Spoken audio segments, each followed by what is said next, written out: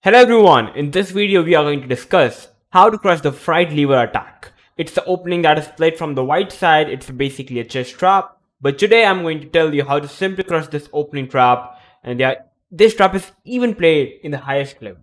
So I'm going to simply give you a complete idea of how to play against this opening. So I don't want to waste any further time, so let's quickly jump into the video. So we are playing with the black pieces, and here white starts the game with 1 e4. We play e5, knight to f3, knight to c6, and bishop to c4.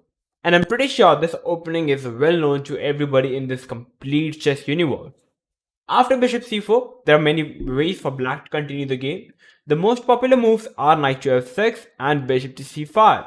Many players are not really playing bishop c5 because there is some sort of advanced gambit maybe, and many of the players do not play the move knight to f6 because they're always afraid of knight to g5. And today, for surprise, we are going to discuss this particular setup to play how to play with the black pieces. After knight g5, what's happening in this position here is white is putting the pressure on the pawn on f7, and we can't really protect it via knight h6 because we have put our knight to f6. So first of all, there is one opening also known as the Traxler Gambit, where after bishop to c5, after knight takes, you simply sack the bishop on f2. It's a very quick line and you must know the theory. But after knight to g5, the most popular move to respond in this position is to play the move d5, which is the most popular move. And after pawn checks, we play knight to a5, bishop to b5 check. And here, the most common move is to play the move c6, pawn takes, bishop to d3, and the game goes on. But to even reach this position, you must know theory from both the sides to know how to exactly continue the position. So I don't want to waste any further time for you guys to learn any amount of theory. So after bishop to b5 check, we are actually going to surprise our opponent by playing the move bishop to d7, not playing the move c6. And after bishop d7, our idea is to simply capture the bishop. In this position, we are simply a pawn down.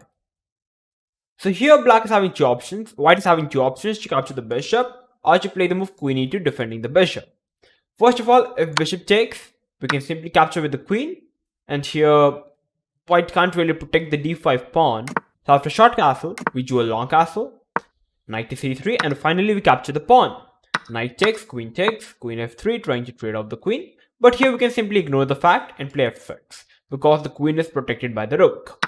Queen takes, rook takes, knight moves back. We can play e4, develop our bishop. White is still having some issues with the pieces, how to develop them. And we are already having good amount of center control as well as our pieces are much more developed. So already this position, I would say black is slightly better in this position. So that's exactly what happens if bishop into d7.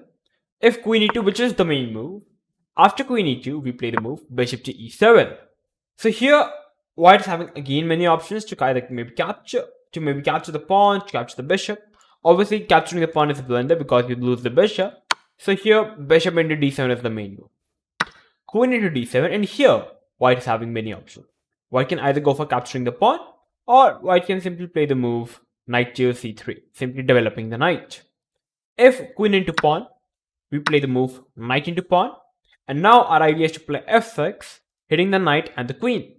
So here, white must capture the pawn. If white captures the pawn, we simply do a long castle now, and here our idea is to play rook g8 and get a piece for free. So white captures the pawn instead, hitting both the rooks. But here you can already sense how we have castled. All pieces are fully developed. It's already winning after bishop f6, hitting the queen moves, and after rook e8 check, the king move, we capture the knight. The possession is over, there is no need of any explanation. So that's exactly what happens after queen into e5.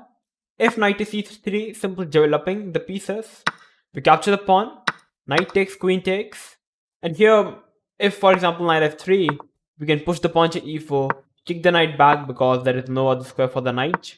Knight g1, knight to c6 coming back. The position is already better for black. You can already sense it. Material wise, it's even, but the position wise, we are having a strong pawn on e4. Alright, you could just play f5, short castle, maybe long castle.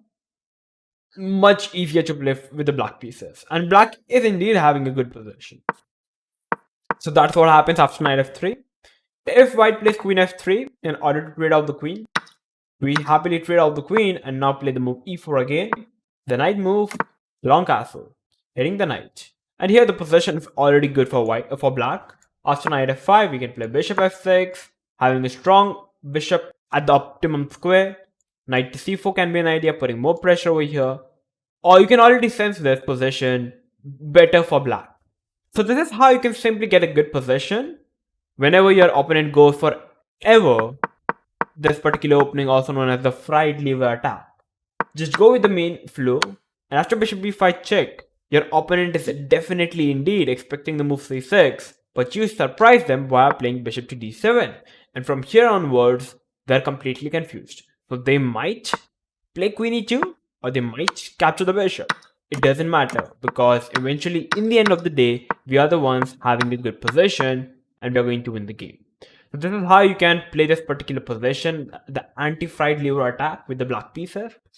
If this video was helpful to increase your knowledge and maybe next time you are never going to fall for this trap, then make sure to like the video and make sure to share this video with everyone and make sure to subscribe to our channel if you are new to our channel. It's free for you, but it helps us to motivate to make videos like this. So that's it for now. So I'm going to see you soon. So till then, stay tuned and keep watching Oneshot Chess.